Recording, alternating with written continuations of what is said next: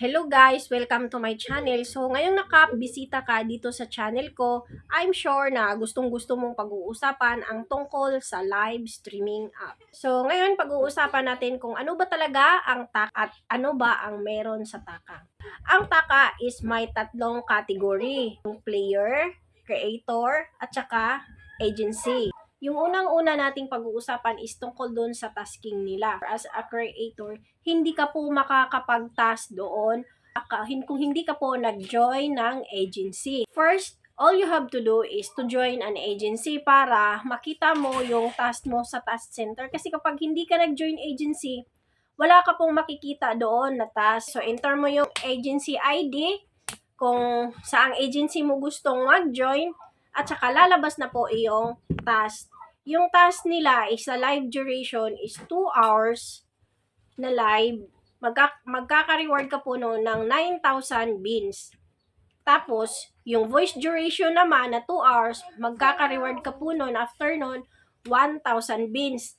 7 days lang po iyon. Take note po ha, 7 days lang po.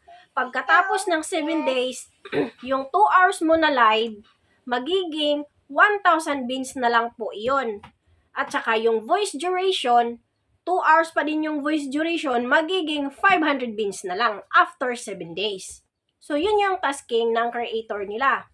So, sa tasking ng agency, guys, ano siya, hindi kagaya ng creator na kapag nagla-live sila, may makukuha kang reward after nila mag-live ng 2 hours. Pero yung agency, kung magiging agency ka, wala na ka na pong task. Yung gagawin mo na lang doon is paano paramihin yung mga members mo, paano sila i-assess, at paano sila paramihin. Mga katanungan nila, sagutin mo, kung kailan sila gusto magtanong, nandyan ka.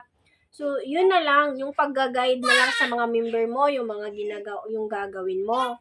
Kasi, pwede ka naman mag-live, pero wala ka na pong makukuha ng reward. At saka yung room, mabubuksan mo pa din naman siya at pwede siyang tambayan ng mga kasama mo kung magchismisan kayo doon, kakanta kayo doon. So, pwede pa rin. Ayun lang, wala nang task. As agent po, wala po tayong makukuha na commission doon sa mga member natin. Kapag nag-live, nag-voice duration, wala po tayong makukuha doon. Maliban na lang po kung tumatanggap po sila ng tawag doon sa mga taong gustong makipagkaibigan doon sa mga member natin. Example, yung isang member natin is nag-live siya. Nakabukas yung call niya, pwede siyang tawagan. Tatawagan siya ngayon ng foreigner. Kahit hindi foreigner, kahit Pilipino, kung may gustong makipag-usap sa kanya, yung gustong makipagkaibigan na yon, magbabayad yun ng 900 beans per minute kapag bago pa lang yung member natin. Pero kung more than 7 days na po siya, magbabayad po yung foreigner na yon ng 3,000 beans per minute. So, doon lang tayo kikita, makakapagka-komisyon. Kung magkano yung kinikita ng member natin doon during sa live na yon, example, kumikita siya doon ng 4,000 beans, may 4% ka po doon. Ayun lang pong kinikita ng agent.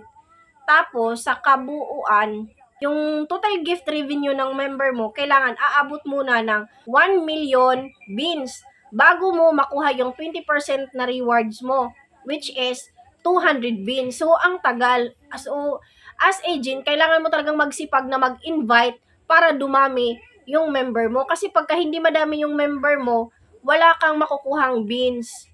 So, kung tutuusin, lugi ka pa dun sa creator. So, bago mo mapag-isipang subukang bilang agent, pag-isipan mo muna. Kasi hindi basta-basta kumikita yung agent dito.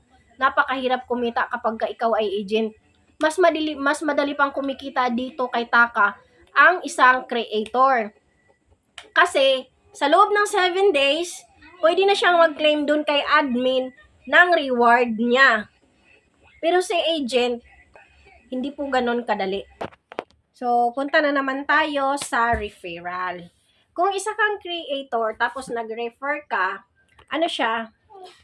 makapag-refer ka, makukuha mo yung yung reward mo after 7 days, tapos nag-authenticate siya, tapos yung walang daya ba na pag-register. So, ito siya, makikita mo, ito siya.